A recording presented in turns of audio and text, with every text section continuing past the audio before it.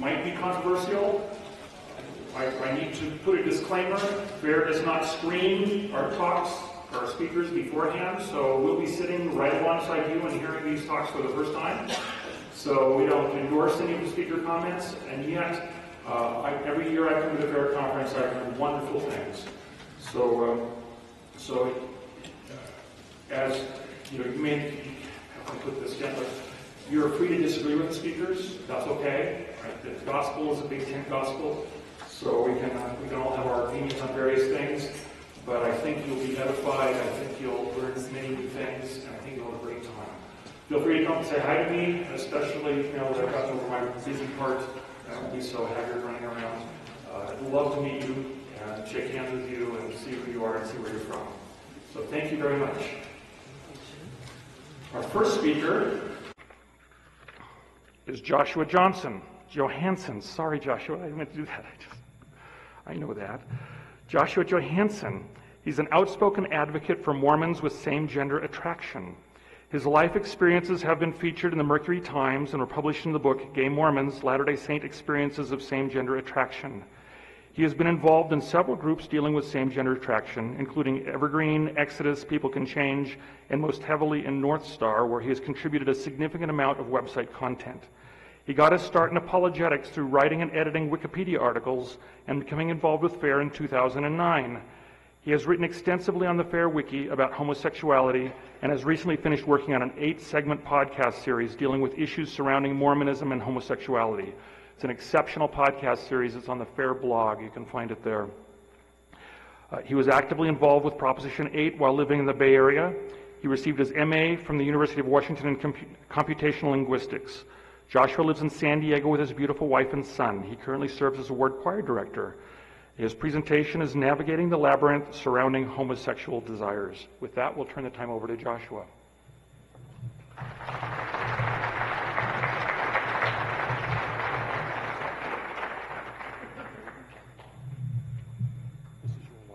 Thanks. There is a minefield surrounding homosexuality that is becoming increasingly dangerous to navigate. More and more, it seems the two sides are talking past each other. I chose the title, Navigating the Labyrinth Surrounding Homosexual Desire, because I think understanding the difference between having same-sex attraction and having homosexual desires is key to understanding how to navigate this labyrinth. My time is short, so I will focus on male homosexuality, so I apologize for that. Female homosexuality is an important topic and deserves to be covered by someone who knows more about it. So let me start by introducing myself. My name's Joshua Johanson, and I have same-sex attraction, also known as SSA. I was never attracted to girls until Alyssa came into my life. We met at a salsa dance outside the Oakland Temple and hit it off immediately. The more we got to know each other, the more we fell in love. Then I started wanting to kiss her. I started wanting to do more. I had never had those feelings for a woman before, and she remains the only woman to whom I am sexually attracted. We got married in the Oakland Temple and have enjoyed an incredibly happy and sexually fulfilling relationship ever since. I am very lucky to have her. Not only is Alyssa incredibly beautiful, but she's also brilliant. She got her PhD in chemical engineering from Berkeley. She has several publications and has won several awards. From all aspects, she had a bright future in the biotech industry until she got tangled up with another boy. Our son Isaac was born in January of this year, and Alyssa became conflicted between her desires to pursue her career and her desires to be a mom. People often spoke of being just a mom as if that wasn't as great of a career as being a chemical engineer. And too often these comments came from other women. Alyssa has been thankful for the feminist movement that has enabled her to go to college and have a successful career. But at the same time, she's worried that many people have debased the most feminine of roles, being a mom. It also frustrates her that just because she's a woman, people assume she's against things or she supports things like abortion. I see many parallels between the way my wife views the feminist movement and how I view the gay rights movement. I too am very grateful to the gay rights movement. I don't have to worry about getting kicked out of my house or losing my job just because I have SSA or because I walk or talk a little effeminately. I am protected. But at the same time, there are a lot of political movements that they like to assign to me just because I'm gay that I don't agree with. And I've worried that often they've debased what I want to do with my life, my role as a husband and a father, and have made it more difficult for me to pursue the family that I want to pursue. The gay rights movement no more represents me just because I'm gay than the feminist movement represents my wife just because she is female. So to really understand the question, what does it mean to be gay? And that, my dear Watson, is not quite so elementary. This is a scene from the series Sherlock. Okay. So Holmes deduced that the boyfriend, Jim, was gay from the way he conducted himself. It didn't even seem to matter to him how he identified, or even the fact that he was dating a woman. For Sherlock, being gay was something intrinsic, a core attribute that affected everything a person does, from the way he carried himself to the sexual choices and the types of relationships that he could find fulfilling. He even goes so far to say that Jim can't be a good boyfriend just because he's gay. Not only is this discriminatory, it is fundamentally flawed. We make our own sexual choices. They are not predetermined by birth, but this view seems very prevalent in society. As humans, we have a nasty habit of putting people into boxes. Once most people know that a person has this attribute that they call gay, they assume that this person will want a same-sex relationship. I hope to prove that a person with SSA can find fulfillment living the gospel, either through celibacy or marriage. Edward Lawman conducted one of the most comprehensive studies on sexuality in the United States. This chart breaks the adult males of SSA into two groups, those who have had gay sex and those who have not. His team was surprised to find that most men with SSA have never acted on it. So how can this be, when the only time we ever hear about gay people is in reference to same-sex relationships? If we include identity in this chart, we find that most people who identify as gay also have had gay sex. Only a tiny fraction of those who identify as gay have never had gay sex. The silent majority do not identify as gay and have never had gay sex. Usually when a person comes out as gay, they are simultaneously stating their desire to want to enter into a same-sex relationship. This may be one reason why our church leaders advise us against labeling ourselves as gay. Too often, laws and policies focus on this vocal minority and ignore the silent majority. So the term homosexuality, this incorporates the whole chart. So it's not just behavior, but it's behavior, identity, attractions, the whole 9 yards. According to the dictionary, homosexuality could refer to sexual orientation or to just behaviors. I think most of the communication around this issue comes from confusing these two definitions. Do people choose to be gay? Well, it depends what you mean. We may not choose our attractions, but we do choose our behaviors. For example, many people fault President Kimball for saying homosexuality can be changed. Understanding that homosexuality has multiple meanings, we can look at the context and determine he was referring to homosexual behavior can be changed. Take this quote, for example, about homosexuality.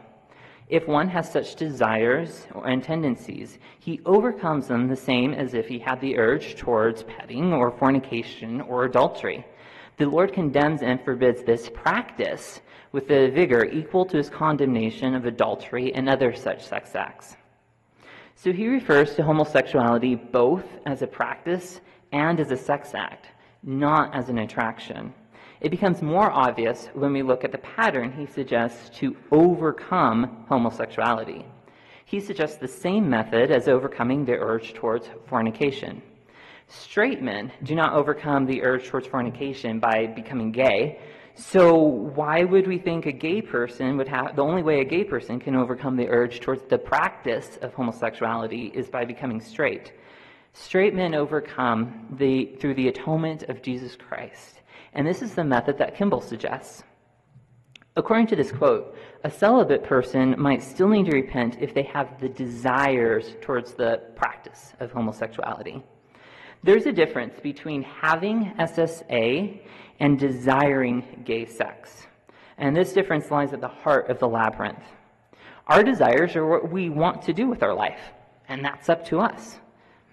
As members of the church, we seek to align our will to God's. That doesn't mean we're free from temptation. Most people have sexual temptations. To me, sexual orientation is the direction temptations come from. I am not tempted by females. I am tempted by males. Therefore, I have SSA. However, desire is different. My desire is to be faithful to my wife and son. Elder Maxwell taught, the submission of one's will is really the only uniquely personal thing we have to place on God's altar. My will is mine, and mine alone to give, and I decide where I give it. It was not predetermined by birth. The scriptures are filled with stories of people who have turned their will over to God. I am the captain of my soul, and no study on genetics, Supreme Court rulings, or media sound bites can take that away from me. I am here to act and not be acted upon. I think it's easy to confuse. Most people would assume gay people want gay sex. It sounds right, but it isn't. One analogy I use is the difference between having a sweet tooth and wanting to live a healthy lifestyle. So I have a confession.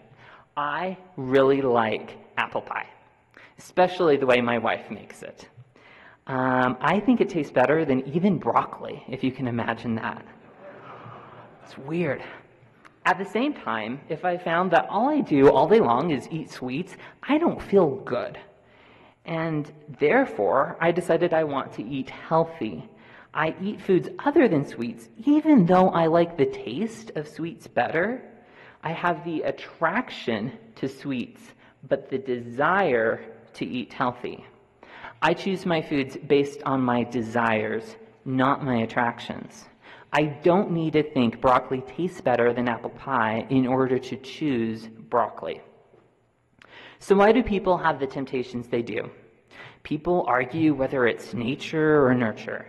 I don't see what difference it makes. The church doesn't have a position on it, science doesn't have a position on it, and neither do I. The point is we do not choose our attractions.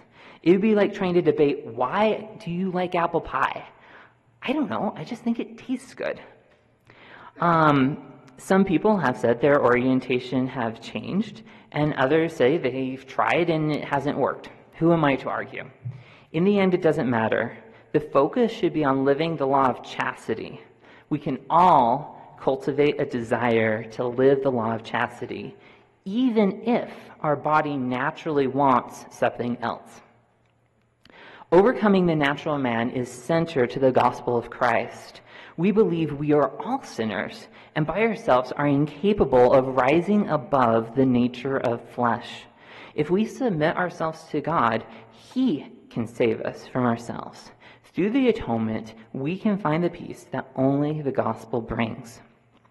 So there are those who think it's oppressive to talk about changing desires. They believe we should be able to be saved where we are by remaining where we are at. The problem is, many of us feel like we're drowning where we're at. We want Christ to lift us up. It's not like straight people can be saved where they're at, so why would gay people be able to be saved where they're at? People have a hard time understanding why straight people want to live the law of chastity. So it's no wonder they have a hard time understanding why people with SSA would want to live it as well. They assume that whenever someone asks them to overcome that urge, they're being oppressive. They don't understand that teaching the commandments of God is a very, very loving thing to do. Consider the reaction to the October 2010 General Conference address by Elder Packer. He says, We must understand that any persuasion to enter into any relationship that is not in harmony with the principles of the gospel must be wrong. Some suppose that they were preset and cannot overcome what they feel are inborn temptations towards the impure and unnatural. Not so. So at first glance, persuasion to enter into a same-sex relationship and temptation towards the impure sounds like it includes same-sex attraction. But I have SSA, and I have not been persuaded to enter into a same-sex relationship. To introduce this point, Packer used the example of a man viewing pornography, which is also impure and unnatural. Was he persuaded to view pornography just because he had opposite-sex attraction? To overcome his temptation towards view pornography, did he need to get rid of any attraction to the opposite sex? Of course not. It is the desire to view pornography that needs to change, and it is the desire to enter into a same-sex relationship that we need to change, not same-sex attraction. In previous statements, Packer had made it clear that simply having SSA is not a sin. Why would he change now? This is what Kimball taught, and this is what the church teaches now. There has not been a major change in doctrine like some people suggest. Christ may not remove the temptation, but he gives us power to control our thoughts and behaviors. However, many people think all you need to be persuaded to enter into a same-sex relationship is just have SSA. They heard this talk and thought he was asking people to change their sexual orientation rather than just change their desires. Many faithful Latter-day Saints have overcome their desire for same-sex relationships. In every word of the church, LDS Family Services estimates that there are 4 or 5 members with SSA, and about half have a temple marriage and kids. Many are converts. Now, there is a reason we have chosen to be a part of the church. We have made the same covenants and to turn our lives over to Christ as everyone else. We are here because we have a testimony of the gospel of Jesus Christ. Many people like to pit us against the church. When talking about gays in the church, the media often interviews gay people who have left the church or straight people who have friends who have left the church. These people attempt to speak for us, but they do not understand us. Faithful members of the church with SSA are rarely interviewed to speak on the issues that we actually face. This paints a very unrealistic picture. It makes it seem that gay people would be happy if only the church would expand its doctrine to include same-sex relationships. It ignores those of us who love and depend on the church's teachings on same-sex relationships. There are plenty of places I could go if I wanted to be told I should just give in to my lusts and be who I am, that's who I am. But I want a church that helps me overcome my lusts. I want a church led by modern revelation, not every wind of doctrine. We don't connect with the gay ideology. It leaves us feeling even more isolated and misunderstood. When other people speak for us, members get the wrong impression. Some become defensive and immediately have a negative reaction when anything about homosexuality comes up, and many have been unchristlike. Others are misled to think the only way to help us is to oppose the law of chastity, which in turn hurts their testimony. Most are so confused they end up doing nothing, and no one offers the help that we need. We need help. We need people who understand our issues and are willing to bring us in, mourn with us, and provide us with the support we need to overcome the natural man. And for part of the reason we are misunderstood is because, for the most part, we are hidden.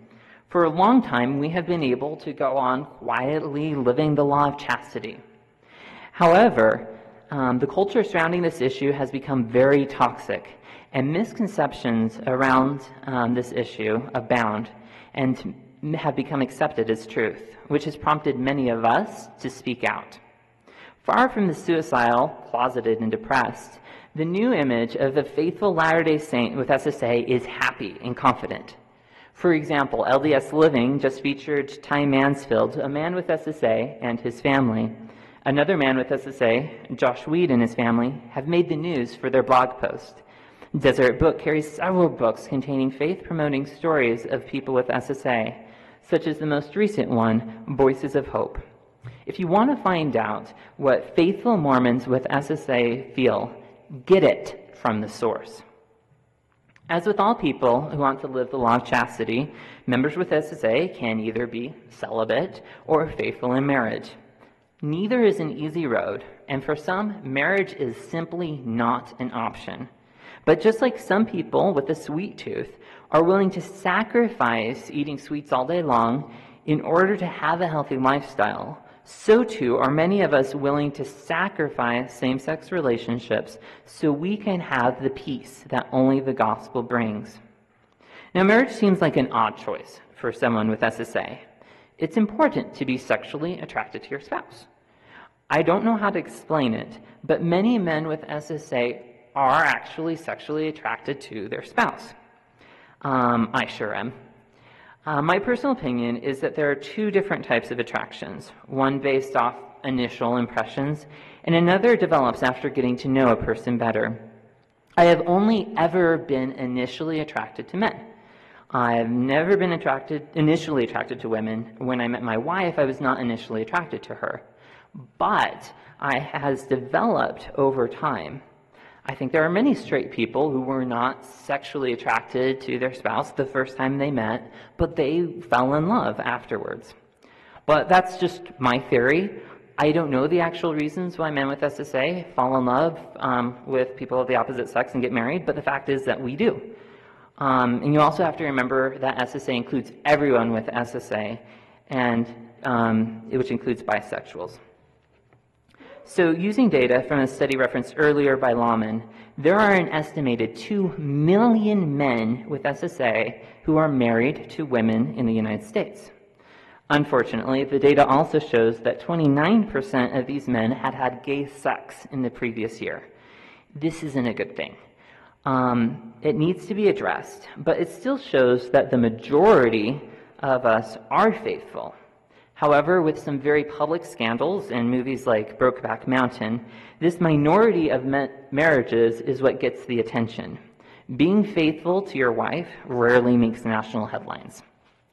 So critics argue gay men need gay sex and cannot be faithful to women, but can only be faithful to another man. Well, let's look at those statistics. While many gay men have gay sex, very few actually settle down and commit to a partner. The U.S. Census found that there are approximately 600,000 men in committed same-sex relationships. And what about fidelity? The gay couple survey conducted by the San Francisco State University found that at least one partner in 55% of committed male same-sex couples said they had an open relationship. This shows there are same-sex couples who are faithful and committed to a member of the same sex, but there are a lot more men with SSA who are committed and faithful to women. I think that we as men need women to be complete, and that women bring a balance to the relationship that simply cannot be found with another man. So what's the divorce rate for people with SSA? It's difficult to get exact numbers, and Lawman's study, in fact, did not show a significant difference between married men with SSA and divorced men with SSA. On the other hand, The Other Side of the Closet by Buxton said that 85% of marriages with an SSA husband dissolve a few years after the husband comes out, which equates to approximately 1.7 times the national average. This study did not include marriages like mine, where I came out before I was married.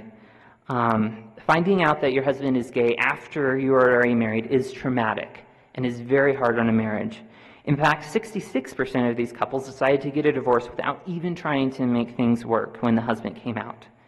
Of the couples who recommitted after the husband came out, the divorce rate was around 50%, which is right at the national average and is much closer to Lawman's numbers. The key is to be part of the second group, not the first group. This shows if we follow Elder Oak's counsel to disclose our same-sex attraction before marriage, we can avoid much of the problem of divorce. A separate study by Case confirmed that open and honest communication led to higher rates of stability and satisfaction in these marriages, and that some of the couples, quote, report having a highly satisfying and stable relationship similar to that of heterosexual marriages. So how does men in same-sex couples fare? A study on same-sex marriage in Sweden found that male same-sex couples divorced at 1.5 times Sweden's national average. So it seems getting married to a man doesn't help very much if you want to avoid divorce. Critics also argue that the only reason men with SSA get married to women is out of pressure or to try to appear to be straight. A study done by the Sexual Identity Institute showed that most men with SSA got married because they loved their spouse and they wanted to have a family. Most said they were not doing it out of pressure or to hide SSA. There still is this minority that get married, the small bar, that gets married for the wrong reason, and that should really be addressed. And these are the people that often end up in messy divorces. We need to do more work to make sure this doesn't happen. We need to stop pressuring gay men to get married. In 1992, the LDS Church sent a letter to leaders warning that, quote, encouraging members to cultivate heterosexual feelings as a way to resolve homosexual problems generally leads to frustration and discouragement. However, some people have reported that once they are freed from homosexual problems, heterosexual feelings have gradually emerged. Marriage is possible for some people with SSA, but not everyone. Before I met Alyssa, I was faced with a very real possibility that I would spend a lifetime alone. It was not a fun place to be, but I was willing to do it to find the peace that only the gospel could bring. When we turn our lives only to Christ, over to Christ, He sets the terms, not us. We need to be willing to accept celibacy if that is what He has in store for us. Critics often like to paint celibate gay people as unhealthy and suicidal. Suicide rates of gay people are in fact higher than other segments of the population. But what effect does celibacy have on these rates? Wickstrom did a study on the risk factors contributing to suicide attempt rates among Norwegian youth with SSA. There were factors that affected everyone with SSA, such as social support and peer relationships. However, when he just looked at attraction and behavior, he found that only homosexual behavior was predictive of a higher suicide rate, not just the attraction alone. Having gay sex at an earlier age and having more same-sex partners also contributed to the suicide rates. Now, everyone needs support, but it seems, including teenagers who want to be celibate, but it seems not having gay sex is actually a great way to prevent suicide. The other accusation is that it's unhealthy to suppress same-sex attractions. Dr. Glassgold, who oversaw a task force investigating the effects of rejecting a gay identity, said there was no clear evidence of harm, and some people seem to be content with that path. Now, this isn't like a glowing recommendation from the APA, but saying there's no clear evidence of harm when they looked for it really says something. I disagree with many of the APA's positions, but when we really look at their stance, it isn't as far off from the church's position as most people believe. Now, on the other hand, the Center for Disease Control reveals a slew of medical problems that disproportionately affects men who have sex with men. They cited a study of 21 major U.S. cities that concluded that 19% of men who had sex with men were infected with the HIV virus. And the problem is actually getting worse. Between 2006 and 2009, the HIV infection rates increased 34% among men who had sex with men ages 13 to 29. Every year, 7,000 men who have sex with men die from AIDS. They are also at increased risk for other STDs such as syphilis, hepatitis A and B, and anal cancer. For part of the problem is that most government programs focus on safe sex, since they assume celibacy is unrealistic. No government program focuses on helping people leave the gay lifestyle who want to. Males who are struggling do not understand if they choose safe gay sex, they are still at an increased risk. Condoms are never 100% effective, but anal sex is even more dangerous because condoms were designed for vaginal sex, and they have a much higher risk of tearing. Even if condoms are effective, there are STDs like syphilis, which can spread through contact with areas not covered by a condom, which can in turn transmit the HIV virus. STDs also spread more quickly when people switch roles. I think it's more loving and more pro-gay to talk about these issues so people, especially teenagers who are very vulnerable and most likely not practicing safe sex, can make informed decisions. But many view it as homophobic to even suggest that gay people can be celibate. Now, there are support groups that offer support for people with SSA. There's Evergreen and North Star, which are specifically for Mormons, but there are also many other groups, such as Exodus, People Can Change, and so on, that people can turn to. Critics assume these groups are anti-gay because they teach against gay sex. They worry about being pressured into it, so they try to protect us from choosing these groups for ourselves. One of these groups, People Can Change, interviewed their participants to see why they are seeking help. The results showed that the most common reported reason is spirituality, followed by a desire to either keep the family they already have, not such a horrible desire, or to have a family of their own. At the bottom of the list was outside pressure, shame, or fear of disease. So they're still there, but they were not as prevalent as people make it seem to be. Most of the participants said they did feel pressure to enter into therapy, but that wasn't the reason why they went in. And the majority also said they felt pressure to have gay sex and live that type of life. So most people don't understand that this pressure actually comes from both sides, that both sides of us are pressuring to make one choice or the other. And I think it would be odd that people would assume that I chose this path to avoid pressure, because this is not a pressure-free path. Due to intense controversy, the American Psychological Association commissioned a task force to study the effects of efforts to change sexual orientation. They could not find enough evidence whether or not efforts could change sexual orientation, but they did find that these efforts could help change values, behaviors, and identity. In other words, SSA may never go away, but we can still live the law of chastity.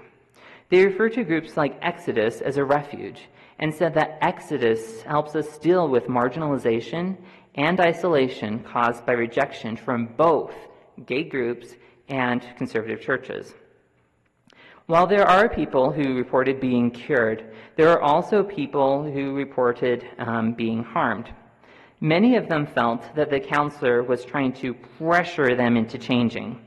While the APA could not find causal evidence that therapy causes any harm, they recommended against this therapy aimed directly at changing sexual orientation because it could potentially be harmful. This is similar to what the church told leaders, that trying to cultivate heterosexual feelings leads to frustration and discouragement. At the same time, many people also reported that gay affirmative therapy was harmful. They felt the counselor was trying to force them to accept the gay identity. To respond to these concerns, the task force recommended that counselors should not try to impose a specific outcome on a client, but they should help a client come to their own informed decision. Depending on the client, they could work towards the gay identity or a straight identity. It would be just as wrong for a counselor to tell a client to accept a gay identity as for them to tell them to reject it. Psychologists usually don't try to project their personal beliefs onto a client. But this is not the message that gets out. Most people believe that the APA would oppose counselors helping their clients develop a straight identity if that's what they want, not recommend it. This goes back to not understanding the difference between attractions and desires. People repeat what they think they hear, but fail to grasp the nuances. So this is what happens. The APA will report things like attractions are resistant to change. Then the media reports gays can't become straight. Then people hear that and they think gay people can't choose their behavior. They then base their policies and laws on the understanding that people do not have a choice over their behavior. For example, the Supreme Court case surrounding same-sex marriage will often argue that no one chooses to be gay. That sounds reasonable, but then they expand it to argue that since it's innate, they will choose someone of the same sex as a life partner, and nothing will affect whether they want a same-sex partner or not. While they focused on extending rights to same-sex couples, they also made derogatory remarks against opposite-sex marriages. They argued that these marriages are not only unfulfilling for someone with SSA, but unrealistic. They also argued that same-sex relationships is the only way in which gay people can find their, what they termed, our true identity. As far as I can tell, they only consulted same-sex couples to make this conclusion and did not include people with SSA in opposite-sex marriages. It seems odd to make such a sweeping conclusions from very limited anecdotal evidence. While same-sex couples welcome this conclusion that everyone with SSA will want a same-sex relationship, it has negative consequences for those of us who don't. It perpetuates negative stereotypes that serve to marginalize us and increase isolation. Constantly hearing that our marriage is unrealistic and goes against our true identity may cause some people to second-guess the feasibility of their marriage, which may lead to higher divorce rates. Worse yet, it sets a dangerous legal precedent that justify groups that wish to separate us from our support. It limits our agency. After all, why would it be helpful to support someone to go against their true identity? For example, it used to be that a student with SSA at Hastings College could find social support by joining a club. A gay club would support them if they desired to have gay sex, or the Christian Legal Society would support them if they wanted to live the law of chastity. However, since the college thought the law of chastity was discriminatory against gay people, they banned the Christian club. When the club argued they were not rejecting people with SSA, the Supreme Court stated, quote, they declined to distinguish between status and conduct. Now students with SSA can only be supported in having gay sex. It used to be it was easy to access support with your iPad. iPad users with SSA could find groups supportive of gay sex, or with an app from Exodus, they could be linked in with a community that supported them in their resolve to avoid gay sex. However, gay rights groups argued it was dangerous to gay youth and petitioned Apple to remove the app. Now remember, the APA could find no evidence that Exodus caused any harm. Exodus helps teens be celibate. And I find it incredibly ironic that now the gay rights groups are worried about us recruiting their youth to be celibate. Does Apple think celibacy is dangerous for teens? The APA found support groups like Exodus reduced minority stress, which helps prevent suicide. So why would Apple want to separate teens from their support? Nevertheless, Apple removed the app from its store. We can no longer find support on our iPad. Currently, if a teenager in California wants to stop having gay sex, he could work with a counselor to either just accept that that's the way he is or to change his behavior. However, a new bill, Senate Bill 1172, would make it illegal for a counselor to help a gay teenager change his behavior. This bill quotes the APA's recommendations against changing attractions, but then subtly changes the definition to, quote, include efforts to change behaviors. Since the APA recommends the counselor helps the client reach his own goals, including changing his behaviors, it would make it illegal for counselors to follow the APA's recommendation. Since most people don't recognize the difference between changing attractions and behaviors, they miss the subtle change. Something is seriously backwards in this country when we try to protect children from celibacy. The gay rights movement used to argue that consenting adults should be free to have whatever sexual relationships they want. That is no longer the case. My wife and I are consenting adults, but they do not respect our choices. They didn't respect my choice when I was celibate either. This is a different message than anything goes. Now they think our lifestyle is dangerous. It is getting harder and harder for people with SSA to find the support we need to live the law of chastity. What we want is no longer discussed. Those who support us are often painted as anti-gay. Even the law is making it more difficult for us to get support. Now, I don't think this is actually intentional. I think that they worry that heterosexual marriage and celibacy is oppressive against gay people.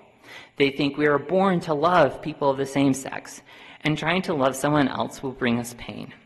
They think the only reason we aren't giving into our true identity is because we are pressured into it against our will. They have a hard time fathoming that some people actually do want to overcome the natural man. Whatever their reasons, they need to learn to accept our decisions. It doesn't matter whether they agree or even understand our decisions. They still don't have a right to push their morals onto us. I want to make my own choices. I don't want them to make them for me. They have done many things to make life better, like fighting against discrimination. But right now, they're making it harder. We have been ignored too long. We need someone to fight for our rights now. I have been encouraged by how compassionately our leaders have spoken on AIDS prevention and against gay bashing, bullying, and discrimination in housing and employment, but disappointed in the lack of enthusiasm from the general church membership. They tend to be very reluctant to talk about anything related to homosexuality besides opposing it. They tend to miss subtle changes in terminology. They don't participate in any programs designed to help gay people, so they leave gay rights activists completely in control. Gay rights activists tend to ignore us and focus on people who want gay sex. For example, the Family Acceptance Project recently produced a pamphlet called Supportive Families, Healthy Children, specifically geared towards LDS families with gay children. Now, there's a lot of really good information about the importance of love and acceptance in this pamphlet. However, it only talks about children who have or desire to have relationships with people of the same gender. The study this pamphlet was based on excluded children with SSA who didn't identify as gay and who didn't want gay sex. The pamphlet tells parents they need to support a gay identity for their children.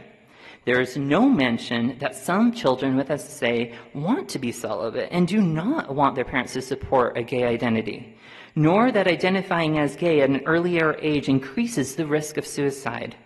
Furthermore, there is no mention that gay sex can increase the risk of both suicide and STDs. As much as gay rights activists talk about equality, love, affirmation, tolerance, and support, they sure are not showing it. I think many members shy away from anything that characterizes itself as supportive and affirming towards gay people because those words are so often misused. However, these are still good words. It is still a commandment to be loving and supportive of our gay brothers and sisters, but we don't have to do it the way that they are telling us to do it. We know the plan of happiness. We know that to truly love people, we lift them up. We teach true and correct principles. We let them know about the dangers of disobeying God. We continue to love and support them even if they choose a different path. And we certainly do not turn our backs on those who want to be lifted just because other people find that offensive. In my view, the gospel of Jesus Christ is the most pro-gay and welcoming and affirming organization there is because it teaches us what we need to do to return and live with God again. And you simply cannot beat that. Wouldn't it be great if programs aimed at preventing AIDS, suicide, bullying would take into account everyone with SSA and not assume we all want gay sex? Wouldn't it be great if there were government programs supporting celibacy for gay people alongside those who encourage safe sex? Wouldn't it be great if teenagers were informed of the increased risk of gay sex so they could take it into account when forming their own decisions? It could happen, but not if we remain silent. We need a voice that will point out that many of these so-called pro-gay policies and laws are actually harmful towards many people with SSA. We need people who know that not all gay people want gay sex. I am very thankful to be a member of the church. I don't even want to imagine where I'd be without it. I love feeling the peace that the gospel brings. I know Christ lives, and I am eternally indebted to him for suffering for my sins so I can be clean. It feels so good to be clean. I don't know how anyone could say something that feels this good could be so wrong. My greatest joy in life is my wife and son. I have an eternal family because of the gospel. This is God's church. We are on the winning side. Questions?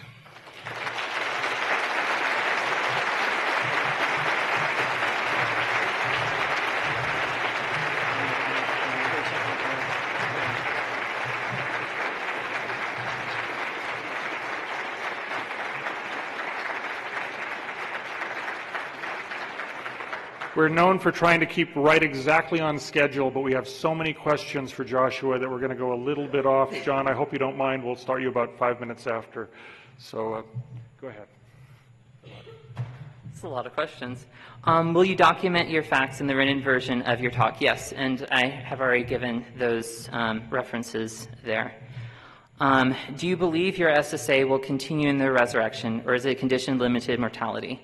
I think it'd be very odd for anyone to be attracted to someone they're not married to in the resurrection. I think that's a temptation that just be odd to have in the resurrection. Yeah.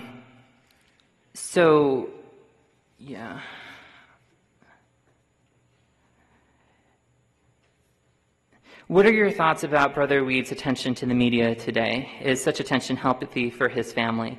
I happen to know Brother Josh Weed. He was actually the first gay man I actually talked to, believe it or not.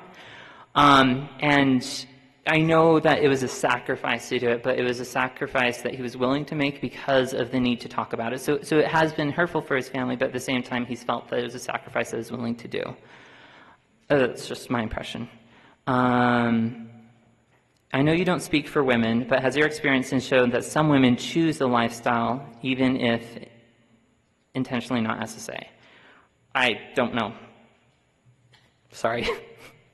I have read that those with SSA tend to isolate themselves. Do you feel this is a function of SSA or of culture reaction? I think it's both. It's obviously something that goes against the eternal marriage theme, and so it's easy, I think, for us to beat ourselves up over it. Tend to is there's no hard facts to it. I certainly did. I can speak from my experiences. I did isolate myself from the beginning, and one of the reasons I do talk about this is hope that other people do not isolate themselves, because it's a very hard place to be. I don't know the answer to that question. You must have heard that Kinsey and other researchers have shown evidence that the degree of SSA differs between people. Do you think that some people have SSA to such a degree that they could not do as you have done and marry heterosexually? Absolutely. Like I said, in that marriage is simply not an option for some people. Though the Kinsey scale, I read the questions on that, and that doesn't deal with just SSA. It actually included behavior in the scale. So when you look at results from the Kinsey scale, you have to remember that they're including behavior in those things. And they also specifically asked if you desired a same-sex relationship. So even if you weren't behaving on it, but you desired it, you still would have been counted more towards the homosexual side than someone like me who never desired to have a same-sex relationship. Is it okay to identify oneself as gay or homosexual? Or is it better to say you are a man with SSA or SSA tendencies, but you don't define yourself by such? What does the church teach? The church definitely teaches that you should not define yourself by any sexual feelings. So you should not say you're straight either. That we are first and foremost children with God. However, they have used gay in several publications. President Hinckley once said, now we have gays in the church, great people, so he called people gay. It's probably better to say SSA. One thing I like to compare it with is Mormon versus a member of the Church of Jesus Christ of Latter-day Saints. We're not supposed to say we're Mormon, but we do. It's just a fact. Would you agree that there are many that there may be some gay people who would never find sexual satisfaction in a heterosexual relationship? Like I said, yes, that's definitely the case. Are you unusual? There's 2 million of us. I don't know how many of us find fulfillment. It just said how many were married, but definitely not everyone can find fulfillment in my path. Do you think that your SSA is genetically derived or an attraction pre-assigned to you in the pre-existence? No, I think, so the APA says it's a combination of genetics, prenatal hormones, and environment. I tend to agree with that view. I don't think it matters. The point is no one chooses it. So how we got it really isn't irrelevant. We have it. And some people may be able to get rid of it. I haven't. I don't know. What is your opinion of Evergreen International and the North Star community? Are they effective? Yeah, I love it. I do think there's problems, as there is with everything in the world. And there's definitely things we can improve. But just having a place that we can go to say, you know what, I don't really fit in with everyone else, and I don't identify with what the gay community is telling me, and I still want support. I think that's really great for that. There's obviously some problems, as there's with everything, but for the most part, I have a really high view of it. Are there any statistics on divorce rates for lesbian marriages? Yes. So divorce rates are hard to get. I used the ones from Sweden because they have the same law over the whole country, where in the United States, people might go to Massachusetts and then move to Texas, and then they can't get a divorce because they don't do divorce in Texas of same-sex relationships. And that one showed that the lesbian divorce rate was actually higher than the gay divorce rate, the male, because lesbians are still gay, on the male divorce rate. And that, if you look at my written thing, I have the citations for that. How can we bridge gaps with friends that are gay when we support traditional marriage? Why is it considered anti-gay when we support anything to do with pro-traditional marriage? Suggestions. That could be a whole talk in and of itself. I think that learning to get along with people who disagree with you is fundamental, and some people think that in order to get along, you have to agree, and in my view, that's just immature. You have to learn to get along with people who disagree with you. I've coworkers who drink coffee, you know, and I've never really had a problem. So as long as we do support that, and there's a whole lot of issues that there's no way I can, I haven't talked a lot about Prop 8, but a lot of the questions are about Prop 8. Your intro indicated that you are active in the Proposition 8 issue in California.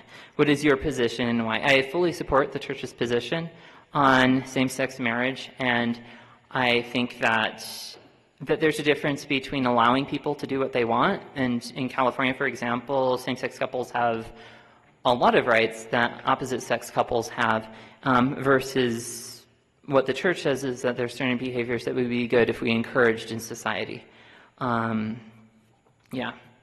much effect does normal sexual experimentation in sexual development have on the male child?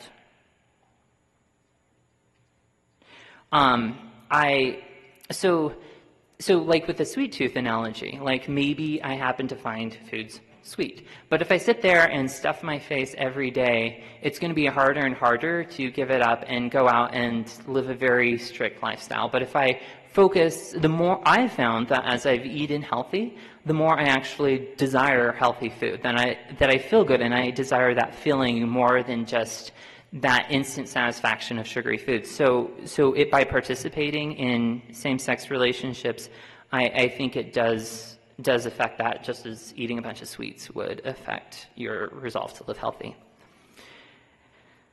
Do you believe that aversion therapy was ever practiced at any university? So I actually worked with Steve Densley on getting a podcast on that, and again, that's a whole podcast. It was practiced at BYU. I've talked to people who underwent it at BYU. I talked to the person who administered it at BYU. I don't think it was done the way that's often portrayed in media.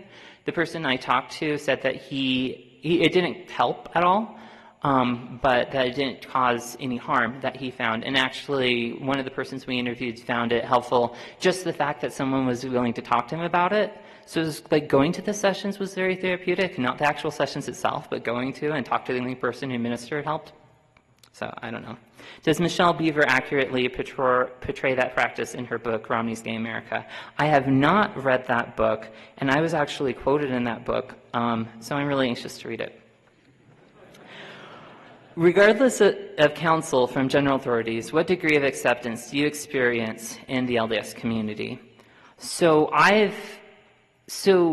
actually think in the LDS community there's probably more of an aversion to people who don't act the way that straight people do. Like, I had people looking at me weird. I've worked very hard on my mannerisms to keep that in check. But then once I came out, I received a lot of support. I actually came out to my single adults ward over the pulpit, and I received nothing but an outpouring of love from it, and it really surprised me. Now, granted, that's in the Bay Area in California, which tends to be a bit more liberal than other places. I have talked to people who've been in other places and have not received that same level of support. So it probably differs from state to state. But in California, it's great. The paper will be available online. Any studies regarding people who have undergone gender reassignment surgery who regret their decisions? I know there are people because I've talked to them, but I guess I don't know much about transgenderism. I feel very confident in being a male. I've never wished I was anything else. But there are people who are. So it's a very different experience in having SSA and wanting to be a different gender. How would you suggest helping a family member who has left the church to be in a same-sex relationship come back to the church? Ultimately, I mean, the first thing obviously is love. You need to love everyone regardless of what decisions they make. That's what the gospel teaches. I guess it's not drastically different from someone who decides to live with their girlfriend, or a guy who decides to live with his girlfriend, or anything else. You can obviously keep a testimony and share that with them, but ultimately it's their decision. But the most important thing you can do is love them and teach true and correct principles. Please help me understand how allowing same-sex couples to marry threatens anyone's heterosexual marriage. Are not the same reasons often given against same-sex marriage the very reasons previously given denial of legal mixed-race marriages in years past? Like I said, the same-sex marriage could be a whole discussion in and of itself. I support the church's stance. I think the main difference between the mixed-race marriages and same-sex marriage is that I think having opposite-sex parents is good for society, and having mixed-race marriages doesn't have a negative impact on it. So it's just like, we're right, they're wrong. And I could go on more than that, but I obviously don't have time. What percentage of those practicing the gay lifestyle really desire marriage rights? So a lot of people practicing the gay lifestyle, which is not the politically correct way of saying it, aren't in a committed same-sex relationship, as I showed, but they often desire marriage rights because they want to be seen as being the same as opposite-sex marriages. And I think it's very important to show that type of love and support to people, even if they choose a different path. So I think a lot of times they're seeking that support by getting marriage rights. And I answered that question. Thank you very, very much.